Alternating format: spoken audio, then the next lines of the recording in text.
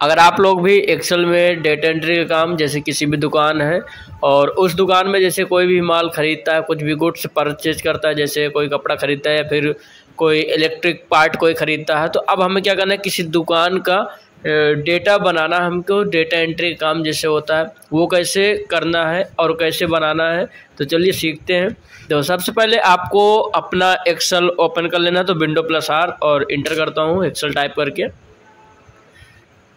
तो ये एक्सेल हमारा ओपन हो गया है। अब ओपन होने के बाद करना क्या है कि सबसे पहले मैं थोड़ा सा हेडिंग वगैरह दे लेता हूँ। तो हेडिंग वगैरह देने के लिए मैं सेल को सिलेक्ट करता हूँ। सेम आपको भी सिलेक्ट कर लेना है और सेल को सिलेक्ट करने के बाद यहाँ पे मर्ज एंड सेंटर वाले ऑप्शन में क्लिक करना है, तो मर्ज हो जाएगा। अब मैं करता क्या हूँ कि किसी भी एक दुकान का नेम दे देता हूँ, जैसे मोहन गारमेंट्स दे देता हूँ, कुछ भी PVT LT जैसे मैंने दिया। अब इसको थोड़ा सा मैं सेंटर वगैरह अलाइनमेंट चेंज कर लेता हूँ, साइज थोड़ा सा इंक्रीज कर लेता हूँ और इसका कलर मैं ग्रीन कर देता हूँ। आप कुछ भी कर लीजिएगा अभी। अब इसके बाद करना क्या है, इसके नीचे मैं इसी का एड्रेस टाइप कर देता हूँ थोड़ा सा। तो मैं सेल को सिलेक्ट किया और मर्ज करता हूँ और यहाँ पे इसका एड्रेस डाल देता हूँ, जैसे बांदा रोड, अतर्रा, बांदा, UP 210-201। ये मैंने थोड़ा सा एड्रेस वगैरह डाल दिया। अगर आपको डालना हो डाल लीजिएगा, न डालना तो कोई ज़रूरी भी नहीं। अब ये इतना डालने के बाद आपको करना क्या है कि यहाँ से कलर वगैरह सेट कर लेना।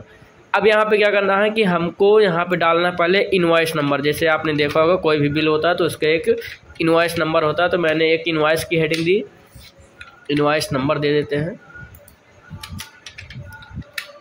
अब इसके बाद दूसरी हेडिंग जो हमें देना है वो देना है आपको प्रोडक्ट नेम, कि क्या ख़रीद रहा है कोई या फिर क्या बेचा गया है, प्रोडक्ट नेम। इसका भी साइज़ क्या करता हूँ, थोड़ा सा सेल का इंक्रीज कर लेता हूँ। इसके बाद रेट है कि उसका रेट कितना है, क्वांटिटी डाल लेते हैं कि कितने पीस खरीद रहा है, बेच रहा है। इसके बाद यहाँ पे क्या है, क्वांटिटी के बाद आप डाल लीजिए अमाउंट, डाल लीजिए कि उसका अमाउंट कितना है और यहाँ पे डाल लीजिए GST कि कितने % आप GST लगा रहे हैं। तो मैं 12% आप यहाँ पे कर देता हूँ।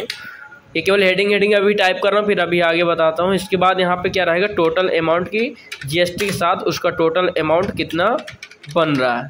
तो मैंने टाइप किया। अब थोड़ा सा इन सेलों को क्या करता हूँ, मैं सेट कर लेता हूँ अपने सकता हूँ।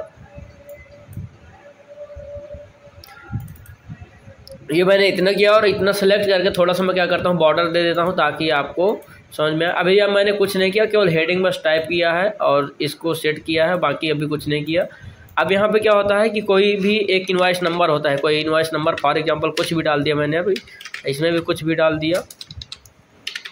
अब यहाँ पे क्या पूछ रहा है, प्रोडक्ट नेम, कि आप क्या खरीद रहे हैं। तो मान लो फॉर एग्जांपल गारमेंट्स की दुकान है, तो यहाँ पे मान लीजिए शर्ट ले लेते हैं, एक शर्ट लिया। अब उस शर्ट का रेट कितना है, तो मैं यहाँ पे डाल देता हूँ, जैसे एक शर्ट का रेट है हमारा 450 रुपये।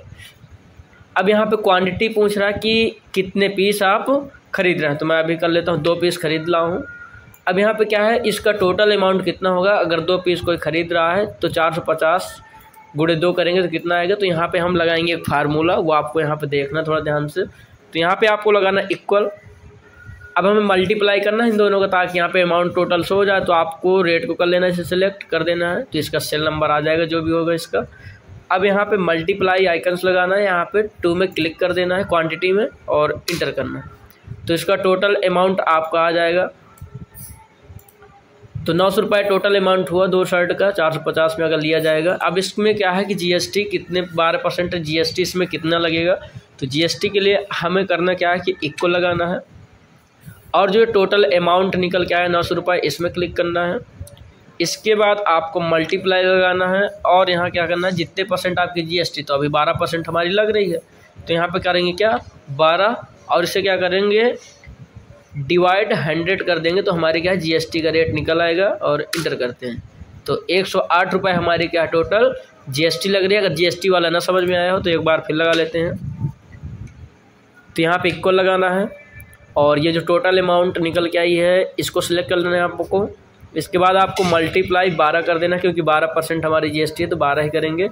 इसके बाद हम क्या करेंगे कि डिवाइड लगाना है और 100 से इसे क्या करना है, डिवाइड कर देना है और इंटर कर देना है। तो ये हमारी GST 108 रुपये निकल आई। अब यहाँ पे टोटल अमाउंट हमें निकालना है कि 900 रुपये हमारा क्या शर्ट का रेट हुआ और 108 रुपये हमारी क्या GST। अब यहाँ पे टोटल अमाउंट में टोटल कितना होगा यहाँ पे निकालेंगे हम। तो यहाँ पे लगाएंगे इक्वल। अब दोनों को आपको क्या करना, प्लस कर देना, GST को और अमाउंट को। तो मैंने अमाउंट में क्लिक किया पहले 900 रुपये में और प्लस लगाया और यहाँ से GST 108 में क्लिक कर देंगे और इंटर देना। तो ये हमारा क्या टोटल 1008 रुपये टोटल पड़ेगा। अब यही फार्मूला आपको सब में अप्लाई करना, पकड़ के बस ऐसे खींच देना ताकि सभी में अप्लाई हो जाएगा। जब हम दूसरा करेंगे तो ऑटोमेटिक आ जाएगा। मैं अभी आपको एक करके दिखा दूंगा। अब देखो यहाँ दूसरा कर लेता हूँ, जैसे एक पॉइंट कर लेता हूँ मैं। रेट मान लो 600 रुपये का एक रेट है, कितने 3 कर लेते हैं, ठीक है 3 पॉइंट करते हैं और जैसे इंटर करेंगे तो ऑटोमेटिक वहाँ पे निकल के आ जाएगा। तो इस तरह